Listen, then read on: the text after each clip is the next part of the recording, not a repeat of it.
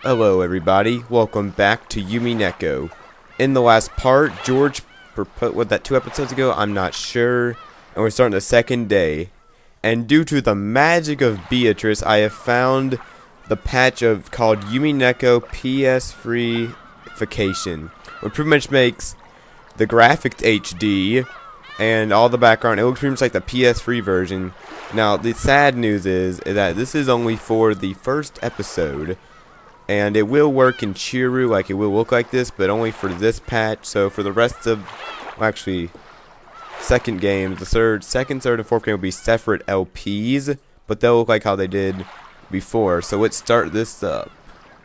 I kind of, yeah, I'll show you guys what happened later, but let's start this up. Down, because it's way too loud for me. Yes, I want to catch the spell. Oh my gosh, you hear that? Oh, no, I won't do it. Did 6 chosen by the key? What's going on? I really love that clock too and all. I love the effects of this visual novel. It's amazing. The second day, October 5th, 1986. Actually, I'm recording this a day after the day that this says. So, I was celebrating Umineko Day yesterday by uploading videos and killing people. Actually, I wasn't. Now, something cool is that you can make the text like this, so I'll turn the voices off, and this. Maybe, I forgot how to do this. Just click it. I don't know. Gingy once again tightened his bow tie and looked outside for a crack in the curtains.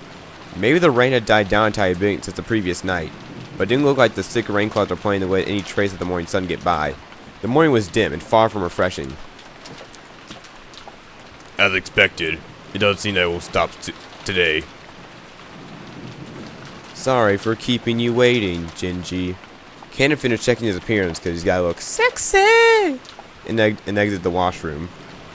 In a normal schedule, it was rare for anyone to have suffered going straight from a midnight shift to a morning shift. There was a special system for 2 days of the family conference. But then, as long as the typhoon didn't leave today, the relative stay on this island would last until tomorrow. Cannon thought it was best to be prepared for the special schedule to be extended one more day. Because these furniture know that shit. The 2 of them left the guest house, opening their umbrellas. The rose garden had been devastated by the winter rain last night. Even though they had spent several days making it beautiful to welcome the guests, there only been one stormy night to ruin it. Cannon was like, God damn it, it took me 6 freaking hours to do this, and now it's done. Oh well, I am furniture. Cannon sighed, and then he cut himself because he's emo. He needs to stop making emo jokes. It's the first one I ever made. Sorry, it should stop. But Cannon, I'm pretty sure Cannon may be emo, or at least he acts, he looks like. He's like kind of like Riku. He's not emo, but he acts like it. The 2 headed for the mansion. They were supposed to meet up with Goda and prepare breakfast. Goda was such a perfectionist that he probably had already woken up and was probably already preparing a breakfast for both Expedited and Elgin as a glasswork. He's the boss like that. They reached the overhang by the entrance to the mansion and folded up their umbrellas. Ginny took from his pocket a bundle of several keys and used to unlock the front door. There was nothing on Rokujima outside the Ishimiya family mansion, so in the past I am in the habit of locking up. However, Natsuhi had ordered that the mansion would be locked up from midnight till morning in case some random raccoons came in and stole everything, like in that movie Over the Hedge DreamWorks. I liked it when I was 8, but now that I see it, it wasn't that good. Everything's better when you're like 8 years old. After that, unlocking the door in the early morning had become part of the servant's morning shift. This task had been given to Gingy and Cannon so that Goda could be preparing the preparation for breakfast as soon as he woke up. Silence had fallen in the mansion, giving the impression that the mansion itself was asleep. Well then, let's begin the morning chores. Yes. Oh my god, I love these graphics. It's such a shame that I can't use them for the rest of the show. Rest of the other ones. Well, I will for Chiru, but it's not HD. I don't get it, because I saw like a Russian patch where they got episode 2, and I'm like, how did Russians get this? I didn't know there were Russian Umineko fans. I mean, not saying that one never happened, but I'm just shocked that people from Russia like this game. Actually, I'm not. This is the best visual novel. I'm not lying. Best visual novel ever. It's really close to Sayano Yuta, and I will actually do an LP of that. Because Sayano Yuta, I'll give you this, guys. It is effed up, but it is one of the best love stories I've ever seen. It's really good. If the curtains remained closed, the inside of the mansion would still be dim, and if it hadn't able to escape the previous night, it wouldn't be able to clean. He turned the lights on. cannon and a well-refreshed procedure, went around the mansion, opening one window after another window, without having to retrieve his steps once. Even with this horrible weather, by opening the curtains, began to feel just a little bit like morning. While doing that, he passed in front of the kitchen. Even though he knew he wouldn't be able to smell it yet, his stomach started aching for something Goat as much bragged about cooking. Good morning. Huh? He tried to greet Goda, who he had thought would be preparing the meal inside the kitchen, but Goda was nowhere to be seen. Damn it. The kitchen was dimly lit. There was no fan for ventilation, much less curtains to be opened. Since it was still cold without a hint of a fire, it was obvious that no preparation for breakfast were taking place. Even though one be permitted, maybe Goda had overslept. Even servants are humans, unless you're furniture. They can sometimes be late when they're able to wake up. In the rare case that when that happened, Komorin, to hide the unlikely scene, casually smoothing it over, and making sure that the presence of such a mistake was never noticed by the master, were just some of the servant's virtues. Cannon took the receiver of the phone that had been fitted to the wall and dialed up the number for the extension line to the room where the servant slept. You couldn't hear that characteristic sound of a dial tone. Cannon tried picking up the receiver again, but even so, he couldn't hear the usual dial tone. He tried dialing again, but it had no apparent effect. Maybe it's because I'm furniture. It doesn't like furniture. Could it be that the lightning last night had done something to one of the machines and broken the extension phone? The equipment in the mansion was all worn out. Cannon fully understood that even the smallest thing could have caused it to break down. Cannon gave up trying to wake him with the phone and dashed over to the room where the servant slept. Furniture. Because I'm furniture. How long had she slept until? How long had it been until she had awoken and started lazily staring up at the ceiling? That vague sense of awakening was Natsushi's usual morning experience. Her sleep was always light, and she couldn't be able to sleep at all without medicine. To Natsushi, sleeping was definitely not a happy thing. When she looked outside, she saw that it was still pouring. If she hadn't sensed a tiny amount of light, she might have mistakenly thought it was still late night. She herself was one of the hosts, so she might have wake up later than her guest. Urging herself on, she raised up her body, which hadn't completely recovered from yesterday's weariness. Wait, does Kraus sleep in the same room as her, or do they sleep in separate rooms? Because would he be there? I'm pretty sure they're gonna have some sex or whatever Kraus and Natsuhi do. While she was inside the room, no one would torment her. It's so sad how I laughed at that. I'm so evil. Her headache wouldn't get any worse than it already was. This room was her only peaceful space. So when she left, it meant returning to the world of her husband's siblings, probing each other's minds. Didn't we better if she stayed up walking this room forever? Now she smiled bitterly at that delusion. She was starting to sound like Kinzo. Even though most of the time she would carelessly call Kinzo names for staying locked up in his own room, the truth was that she actually longed to do so herself. Natsuhi gave her head a small shake, and her fancy was replaced by a re-waking of her usual headache. She must have like a disease or like something that caused headaches so easily for her. Well, then again, she's stressed out.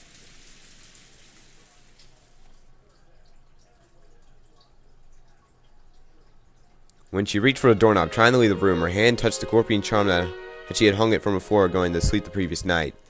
It was Maria's charm that she guessed had given Natsuhi. Surely Jessica had said something about it having the power to repel magic, and she couldn't hang it from her doorknob, and she should. Maybe it was thanks to the charm that at last night this room had protected from her husband's siblings' malice. As she thought this, her mood began to get a little more cheerful. I wonder if it was thanks to Jessica that I was able to get some little peaceful sleep. Natsuhi remembered. That's right, last night I promised Jessica that I would give her a charm I would in exchange for this one, didn't I? Yeah, I did. Natsuhi opened a drawer on her dresser and took out an antique accessory case that she had treasured when she was a child. Inside, there was very small objects that Natsuhi had thought were valuable at the time. From a mixo, she poured out a red pouch. Inside was a small, round mirror, about 10 centimeters across. Can we just use inches, like, for real? Wait, let me see. 1 inch is 3 centimeters, so it's like 3.5 inches. Nope, not gonna make a joke. It looked quite old, but the design of the back of the mirror was very ornate, and it felt like something with historical value. At the very least, it looked more effective when compared to the other charm, which it looked like a plastic scorpion key holder. She had heard of this mirror was a spiritual mirror that ward off evil spirits. and she had been given it specifically by her grandmother when her grandfather's mementos had been distributed. It had been believed since long ago that there was a strange power slept in that mirror. It was believed that, in the same way that reflected light also deflected misfortune out. Oh my god. Who will be Khan? Who is that? Cup? Who's Cup? I'm not answering that. Shut up, phone. Why is this freaking phone ringing? I wish we'd get this phone out of here. I want to unplug it. Natsuhi returned the mirror to its pouch. It would probably be a fitting object to hand over to Jessica. I don't think Jessica would like that. I think she'd like a guitar or some Metallica albums. Wait, Metallica was in the 80s, right? Yeah, it was. Natsuhi was placing it in the pocket. The sound of someone knocking on the door suddenly echoed throughout the room. Yes. Good morning, madam. It is Gingy. My apologies for waking you so early. I am coming now. What is it? No servants have ever come to her this early in the morning, nor have they come to her directly. Maybe something bad had happened. For example, maybe some fatal oversight had been made during the preparation for breakfast and the household had been out put into shame in front of the guests or something. Hang on, let me see if I can change it again. How do you... Wait, what is text forming? Oh, wait, what? Now there's nothing there. I want to... This is trial and error, folks.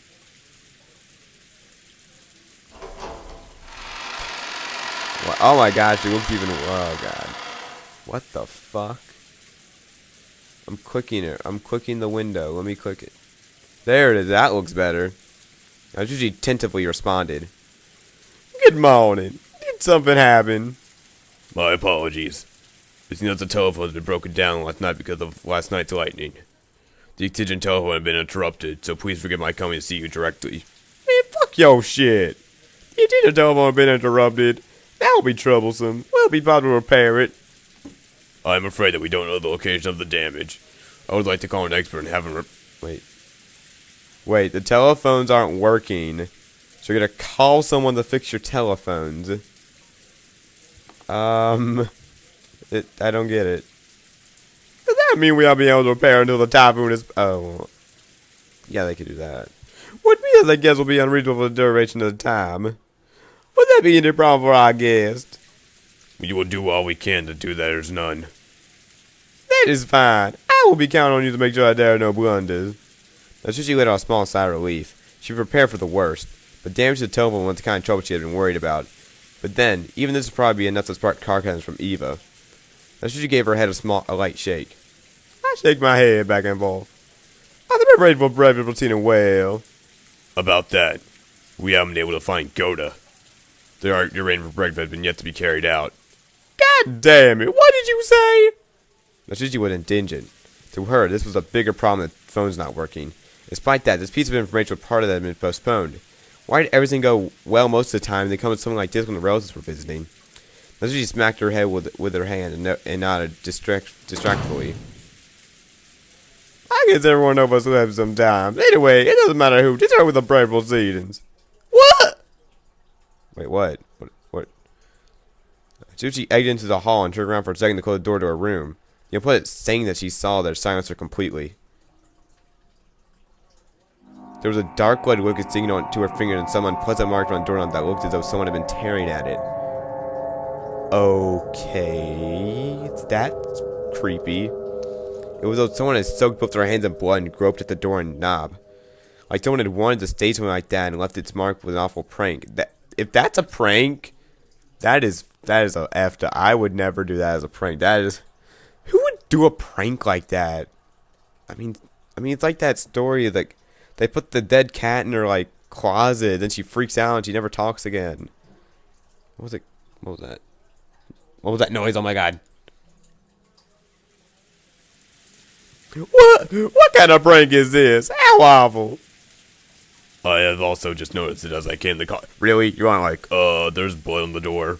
I will clean it later. But perhaps. A folk will drove by one of the guests. I bet Backward did it. He's like, I'm gonna put some blood on the door. Disgusting. I truly disgusting. Who in the world would pull such a childish and disgusting prank? Now, Gigi had a pretty idea, but of course there was no proof. So even if she pressed the issue, it would seem just so she was making fuss about nothing. On the contrary, after having such a prank played on her, it would definitely be better if she didn't notice it. Now, Gigi gave an order to have it cleaned and handed off to the parlor with a squeak of her heels. Squeak, squeak, heels. They go squeak in the night.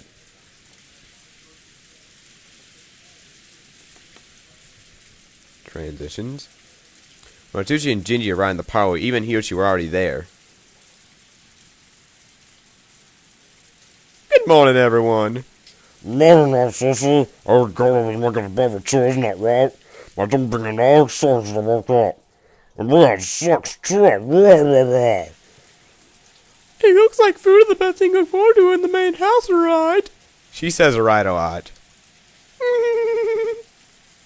You too, Eva-san. I'm pleased to hear that you are well this morning. Natsuhi returned Eva's gaze, which was fiercely competitive even though it was early in the morning, with a weary expression. Then Cannon jogged in. After bowing an apology to the relative of Rain inside the mansion, he knows Ginji and told him something in a small voice. Something, furniture. I'm furniture, bitch. Cannon, have you still not found Goda? My apologies, madam. I went all over the inside of the mansion and the guest house, but I still haven't.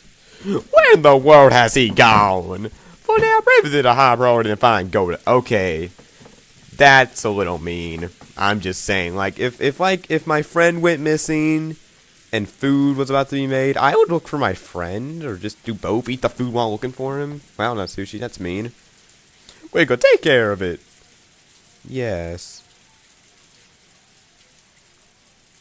Cannon glanced at Ginji. Uzi had someone else to report, but he was asking Ginji where he should say it to himself. Ginji nodded and decided to give a report himself.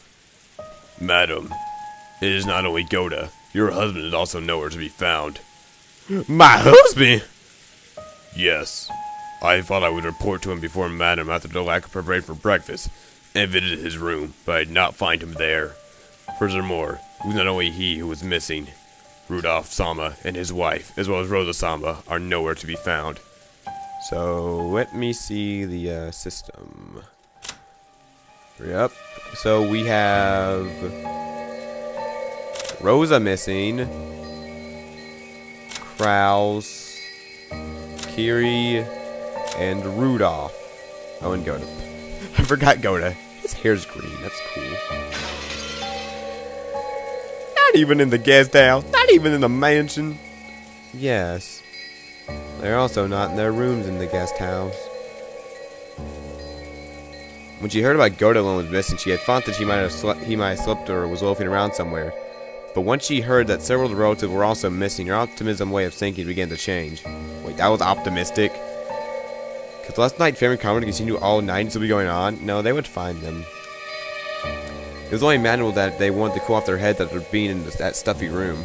And they had gone off their walks through the rain. The part about cooling off their head really sounded like something Kraus would like to say. Probably, Goda had been called to go with them to aid them with something. Goda was not a man who lost track of time. He had to understand that, if he did not return to preparation for breakfast, would be hindered. Even so, there had been an inescapable atmosphere, so maybe that conversation continued to this very moment. I see, thought Natsuhi. To her, oh no. I see! To her, this was an extremely persuasive theory. Natsuhi remembered the illusion that she had felt that morning of being stuck into an insinuation on the previous night. She learned that the feeling wasn't an illusion. She once again took a deep, weary breath. Because that banquet of 3 vultures circling around Kinzo's property was still continuing. Man, everybody wants Kinzo's money. Perhaps they'll do repeating the same discussion about the heron somewhere in the garden, or maybe the beach. But why the beach? It could be stormy. They get electrocuted by like in the water. It's like, hey Kraus, look at this. Oh ho! It looks like you are dead. Anyway, if we don't call Goda back, we'll probably never be able to prepare preparation for breakfast. So what was saying? On this on the rest of the discussion? She had pointed to say in a small voice, but here she overheard Natsuhi and managed to grasp the situation. Nisa and Rudolph sure are tough. Maybe just youth in Rose's case? The 2 of them were so tired that we had to go back to bed just after midnight. I do remember that Nisa and the rest were still having a heated discussion at that point. Men sure are nasty when they get excited. Oh, you don't know that? Actually, she probably does. She probably fucked her really hard when they had sex. That's she snorted, her face still blank. Cannon, search outside. If you find Goda, tell him to return immediately and begin preparation for breakfast. Certainly. Natsuhi Nissan, they are not seriously outside, right? Couldn't they also be inside Father's study? I said I want me a password of the saw. I don't know what they were discussing. There's also a decent chance I moved the father's story and quote them discussing. I can imagine the father would be so pleased with that schedule talk that be invited him to the study. You really think, though? Well, then there's nothing we can do. I'm sorry, Jinji-san, Kanan-kun, but could you search outside? I'm sure it would be odd for Nissan to propose that they go outside for walking to cool their heads, even in this weather. I will go to the father's study. There's still some chance they'll be there, isn't there? Eva-san, I get that you're some of the trouble yourself. I will go. My planner needs me. I can also tell him good morning. Really? Then I'm counting on you, alright. I somewhat doubt whether he will return your greeting. Natsuhi-san, have you always been on such good terms with father? I don't know whether we call it good term, but I'm sure I've gained trust as a wife that said to usually me a family. And I'm sure he'll also answer you at least, right? I messed up that line so much. I wanted to easy some practice with father. I wonder if you could convince him to go down and join us. It seems that he thoroughly despises the rest of us, but I'm sure if he trusts Natsuhi, if his trust in Natsuhi, he will surely listen. If you can't convince father to speak to him so sharply, and you have to come down by yourself, I'm sure you'll never be able to say that you are trusted by him, right? I am not confident, but I will try. Natsuhi responded, discouraged. However, knowing Kinzo's temperament, she had absolutely no confidence in her ability to bring him out. She'd be like, hey, I got Beatrice, Beatrice, and he comes out and like, he just falls off the stairs and just gets killed. Eva was still speaking light of the fact this couldn't be done, but even so, Natsuhi would lose face if she gave up, saying it was possible and Eva go instead. Eva's mean-spirited and unreasonable demand made Natsuhi clench her fist slightly. When Jinji realized this, he softly spoke to her over her shoulder. You can do it, girl. Believe in yourself. I got this, bitch. Madam, if you would, please take this. This is... Jinji handed Natsuhi a sparkling gold of ornate design. It was the key to Kinzo's study. The study would always lock itself and couldn't be unlocked as long as Kinzo's forbade entrance. However, since Jinji was especially trusted by Kinzo, he would have to carry a key to that door. What if this key is used? Won't you receive the blame? When the master is sleeping deeply, simply knocking on the door will not reach his ears. And when persuading the master to leave his room, it will be more difficult. You must talk through the door. Please use this. Jinji, you are one hell of a bitch. That was not nice. It hurt my feelings. Until now, Natsuhi had followed Jinji as a cold servant who, since he was directly under Kinzo, wouldn't do anything for her. It looked like she would have to alter her understanding of him. She wanted to communicate her feelings of things, but by then, Jinji had already turned his back on her and was walking down the corridor with Kanon. The word that reached Natsuhi from behind her watched them go where they were sneering. Then he must be stronger with you, right? After all, it's his son's cute wife who asking, I'll show her isn't you. Just use your boobs, Eva. If you want me to come out of the room and use your tits to use them, I would go. Wait, what? You guys didn't hear any of that. We are guests, so it is a pleasure we relax here. What is even talking too much? God damn it. Sorry, but my sister needs some. We're coming near my father. Natsuhi without answering, forcefully spun around her heels and quickly left that place.